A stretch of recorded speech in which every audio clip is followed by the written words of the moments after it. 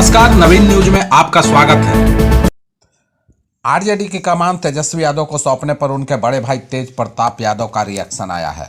तेज प्रताप यादव ने कहा कि अगर उन्हें जिम्मेदारी मिली है तो जिम्मेदारी का निर्वाह करें और हम क्या ही बोल सकते हैं। जिसको जो जिम्मेदारी मिलता है उसका उसे अच्छे से पालन करना चाहिए।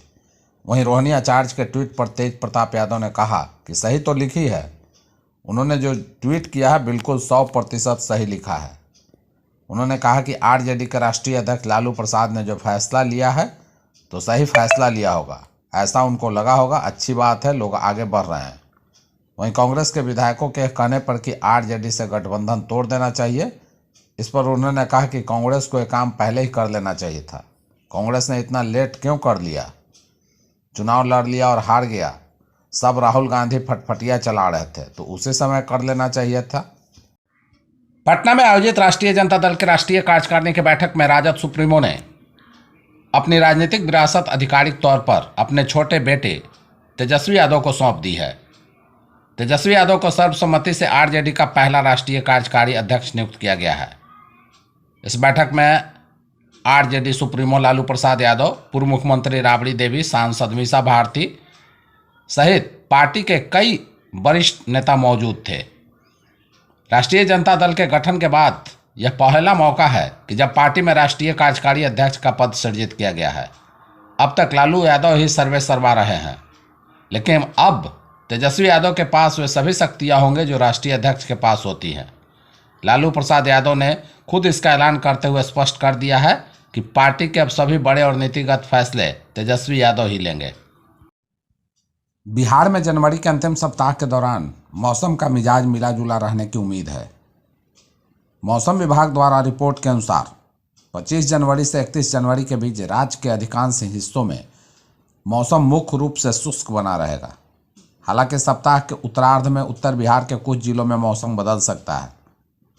28 जनवरी को पश्चिम चंपारण, पूर्वी चंपारण, गोपालगंज, सीतामढ़ी और शिवहर जैसे जिलों में गरज चमक के साथ बिजली गिरने और 30 से 40 किलोमीटर प्रति घंटे की रफ्तार से तेज हवाएं चलने की संभावना जताई गई है। इसके लिए मौसम विभाग ने वॉच और अलर्ट श्रेणी की चेतावनी जारी की है ताकि लोग संभावित जोखिमों के प्रति तैयार और सतर्क रहें। वर्तमान में बिहार के मौसम को कई वायुमंडलीय प्रणालियां प्रभावित कर रही हैं। जम्मू हिमाचल के पास एक सक्रिय पश्चिमी विक्षोभ और उत्तर प्रदेश के ऊपर बना चक्रवाती परिसंचरण मौसम में बदलाव का मुख्य कारण है। इसके प्रभाव से अगले 3 दिनों तक मौसम शुष्क रहेगा, लेकिन उसके बाद उत्तर और दक्षिण पश्चिमी बिहार के कुछ हिस्सों में हल्की वर्षा की संभावना बन सकती है। मुंगेर जिले के तारापुर विधानसभा के रामपुर पंचायत के खैरा मैदान में बिहार के उप मुख्यमंत्री सम्राट चौधरी पहुंचे। इस दौरान उन्होंने प्रधानमंत्री के मन की बात कार्यक्रम को सुना। कार्यक्रम को सुनने के बाद एक जनसभा को संबोधित करते हुए उप मुख्यमंत्री सम्राट चौधरी ने अपराध और कानून व्यवस्था को लेकर सरकार की नीति को साफ शब्दों में रखा। उन्होंने कहा कि अपराधी न किसी जाति का होता है और न ही किसी धर्म का। किसी भी जाति और धर्म के लोग अपराध कर सकते हैं। ऐसे अपराधी समाज का कचरा है जिन्हें साफ करना जरूरी है। उप मुख्यमंत्री ने कहा कि अपराध से निपटने का रास्ता पुलिस बेहतर जानती है और वह पूरी तरह पुलिस का दायित्व है। उन्होंने यह भी स्पष्ट किया कि सरकार कभी भी पुलिस के कार्य में हस्तक्षेप नहीं करती और पुलिस पूरी स्वतंत्रता के साथ जांच और कार्रवाई कर रही है। पटना के अधिवेशन भवन में राज्य स्तरीय बेस्ट इलेक्टोरल प्रैक्टिस अवार्ड से नालंदा के डीएम सह जिला निर्वाचन पदाधिकारी कुंदन कुमार को सम्मानित किया गया।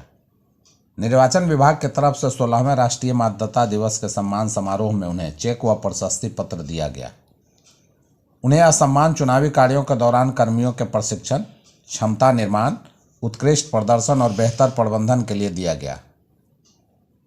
इस सम्मान समारोह में उनके साथ ही सूबे के 10 अधिकारियों को भी सम्मानित किया गया। इसमें इनोवेटिव वोटर अवेयरनेस के लिए भागलपुर, सुपौल, अररिया और कटिहार के अधिकारी सम्मानित हुए।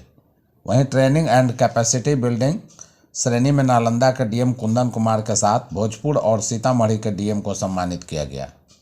इसके अलावा मुजफ्फरपुर, गया और जमुई के डीएम को इलेक्शन मैनेजमेंट के लिए सम्मानित किया गया। विदेश घूमने गई बिहार राज्य योजना परिषद के सहायक निदेशक शालिनी कुमारी की मुश्किलें बढ़ गई है। बिना सरकार से पूर्व अनुमति लिए ही वो अपने पति के साथ एक सप्ताह के लिए इंडोनेशिया के बाली चली गई। लौटने पर उन्हें विभाग के कारण बताओ नोटिस थमाया गया है।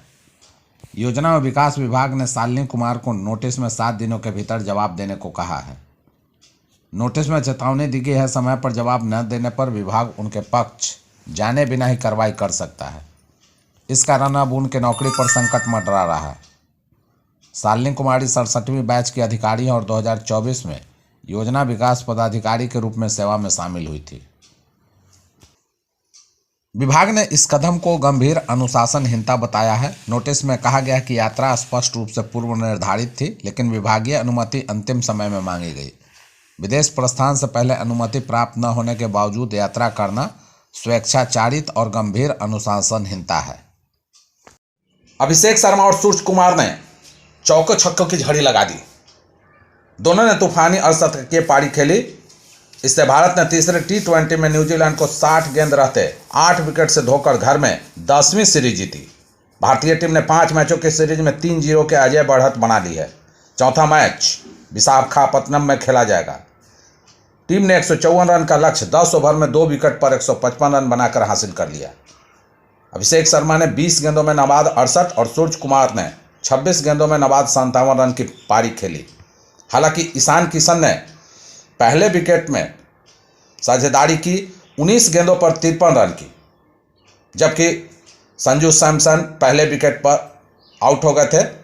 और जिस तरह से वो आउट हुए थे, लेकिन कोई असर नहीं पड़ा ईशान किशन और अभिषेक शर्मा पर। जबरदस्त पारी खेली।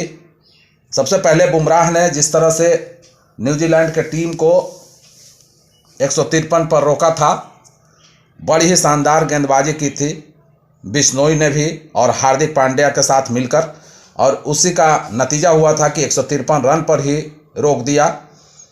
और उसके बाद शानदार बल्लेबाजी करते हुए, और ईशान किशन ने जिस तरह से बल्लेबाजी की थी, तो पहले ही लग चुका था कि इस बार 10 ओवर में ही भारत जीत दिलाएगी, और हुआ भी यही।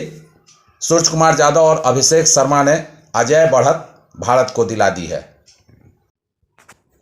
पीएम मोदी के रेडियो कार्यक्रम मन की बात का 130वां एपिसोड प्रसारित हुआ। प्रधानमंत्री मोदी के मन की बात का प्रोग्राम का इस वर्ष का पहला एपिसोड है। प्रधानमंत्री के मन की बात कार्यक्रम को सुनने के लिए बिहार भाजपा प्रदेश कार्यालय से लेकर निचले स्तर तक व्यवस्था करती है। खासकर प्रदेश दफ्तर में मन की बात सुनने को लेकर खास तैयारी की जाती है, जिसमें दल के वरिष्ठ नेता शामिल होते रहे हैं। हालांकि इस बार का नज़ारा कुछ और था। बिहार भाजपा के प्रदेश कार्यालय में पीएम मोदी के मन की बात कार्यक्रम में सिर्फ कार्यकर्ता ही शामिल रहे। दोनों डिप्टी सीएम से लेकर प्रदेश अध्यक्ष और तमाम बड़े नेता क्षेत्र में रहे। मुट्ठी भर कार्यकर्ता ही पीएम मोदी के मन की बात कार्यक्रम सुनने के लिए प्रदेश कार्यालय में मौजूद थे।